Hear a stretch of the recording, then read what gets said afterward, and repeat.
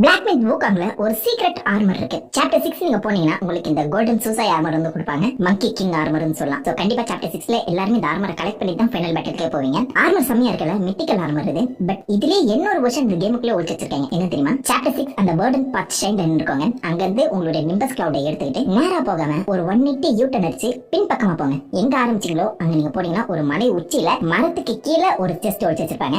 அந்த செஸ்ட்டை திறந்தீங்கன்னா இப்ப நீங்க போட்டிருக்க அந்த ஆர்மரோட காமன் வெர்ஷன் கிடைக்கும். நீங்க போட்டிருக்க மித்திக்கல் வெர்ஷன் இப்ப கிடைக்கிறது காமன் வெர்ஷன். எல்லா வகையிலுமே ரொம்ப வீக்கான ஸ்டாட்ஸ் தான் இருக்கும். பட் ஏன் ஒரே ஆர்மருக்கு ரெண்டு வேரியன்ட்ஸ் கொடுத்திருக்காங்க நீங்க கேட்டீங்கன்னா, வெல் ஒரிஜினலா இந்த கேம் டெவலப் பண்ணும்போது வூகாங்குக்கு டெவலப்பர்ஸ் இந்த ஆர்மரை தான் டிசைன் பண்ணிருக்காங்க. இததான் நீங்க ஃபைனல் பேட்டில் போடுற மாதிரி இருந்திருக்கு. பட் நிறைய டெவலப்பர்ஸ் அண்ட் கேம் டெஸ்டர்ஸ் பாத்தீங்கன்னா இந்த ஆர்மர் பிடிக்கலையாங்க. அதனால அதை கொஞ்சம் பட்டிட்டிங் பண்ணி ராயலான ஒரு ஆர்மரை சாப்டர் 6 நீங்க கலெக்ட் பண்ணிருப்பீங்க. பட் இருந்தாலும் ஒரிஜினலா டெவலப் பண்ண அந்த ஆர்மர் வேஸ்ட் ஆயிடக்கூடாதுன்னு சொல்லி அதை சீக்கிரட்டா ஒரு செஸ்ட்ல ஒளிச்சு வச்சிருப்பாங்க. மறக்காம கலெக்ட் பண்ணிக்கோங்க. அண்ட் இந்த ரெண்டு ஆர்மர்ல உங்களுக்கு எதுங்க பிடிச்சிருக்கு?